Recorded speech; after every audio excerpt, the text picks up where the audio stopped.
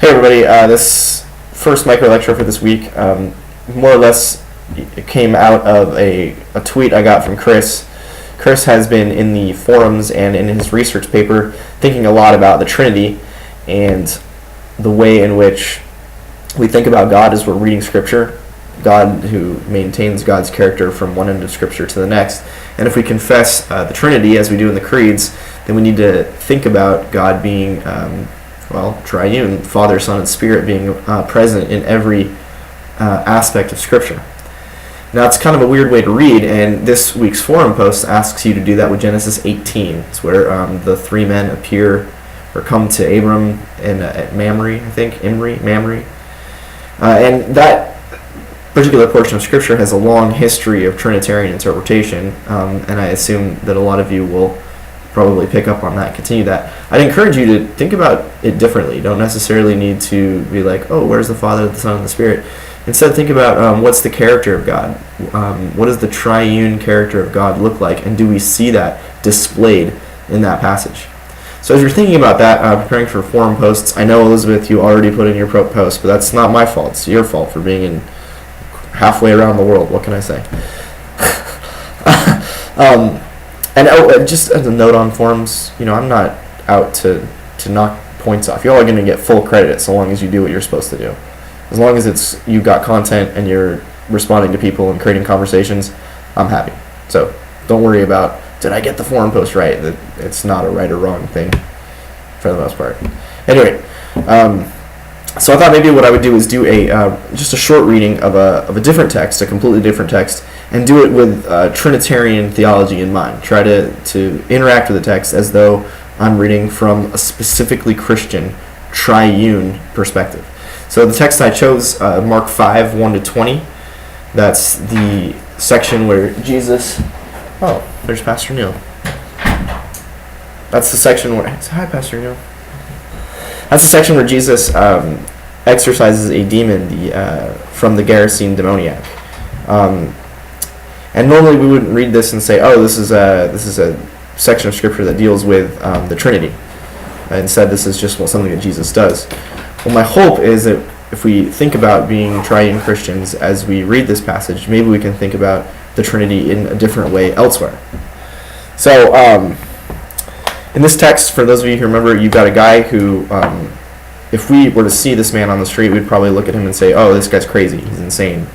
But that's not a deep enough understanding of what afflicts him. He's possessed by a demon. Legion is the name that the demon gives itself, or demons.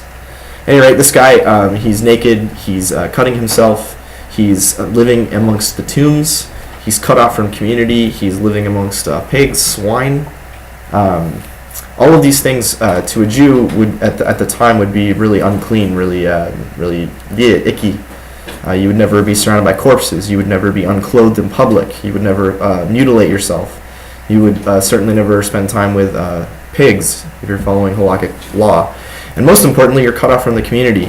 This isn't taking place in the Decapolis. It's a Gentile region north of of Galilee, where Jesus is normally doing his ministry. Nevertheless, even Gentiles know that it's important to be embedded in a community, to be a part of your family and friends and your extended network of relations. This man has none of that. So a typical reading of this passage would emphasize, what is it that Jesus is doing? Well, not only is he getting rid of demons, and that's really important. That's how he saves this man, is he gets rid of demons. The question is, what is he doing symbolically? By ridding this man of demons, what is he doing? Well, he's ritualistically purifying him. It's interesting after Jesus sends out the demons, the man appears and he's, what does it say?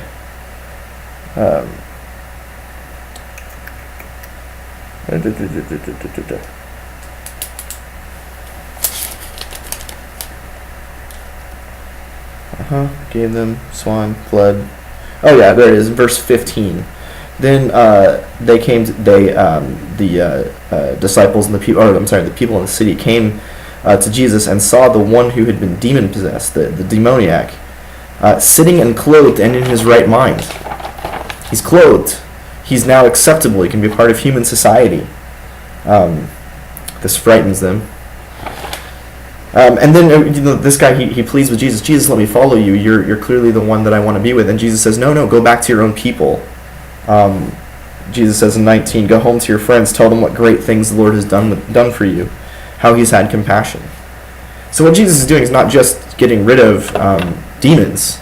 He's taking a man who is unclean and out of community and really inhuman from a biblical perspective, and he's making him human. And what does it mean to be made human? It means to be made whole, put in a community of relations, embedded in the right kind of network, the right kind of life. Now, from a Trinitarian perspective, we want to say that's how God is all the time, right? The Father, the Son, and the Spirit are in a constant, it's been described in a lot of different ways, like, a dance. I think Clark Pinnock calls it, where there's this community that's going from one to the other at all times. The Father wills in the Son by the power of the Spirit. The Son speaks the words of the Father, and they're empowered by the Spirit to give us power. That the Trinity itself is a kind of perfect communion, a perfect community. God in God's self is communal in that way. What Jesus is doing is not just freeing a man from demons. What Jesus is doing is putting this man in the kind of life that God has lived and will live from eternity. In this way, Jesus is previewing in this simple act, not simple, but amazing act that he does for this man, the future of human beings, that we too will be joined to this divine life, this perfect community where we're purified, made right for worship and relationship, and then put into that context of worship and relationship. Jesus is restoring this man to a lot of theologians say prolepsis, a preview of what our ultimate destiny in divine life is like. And we know that our life is going to be like that because we know what God's life is like in the Trinity. A life of perfect submission and at the same time love, of obedience and of command, a total unity in multiplicity.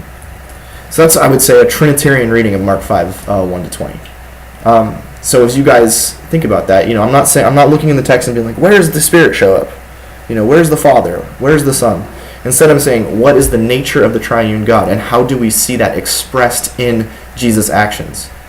And I think, likewise, you can look in Genesis 18 and say, what's the nature of the triune God, and how is that expressed in the way the men interact with Abraham, and then even the way that God promises to Abraham what is going to happen in the future. So Chris, I hope that's helpful for you especially, and for all of you, I hope it gives you maybe a new way of looking at texts and a new way of thinking about interpreting from a Trinitarian perspective. All right, see you guys.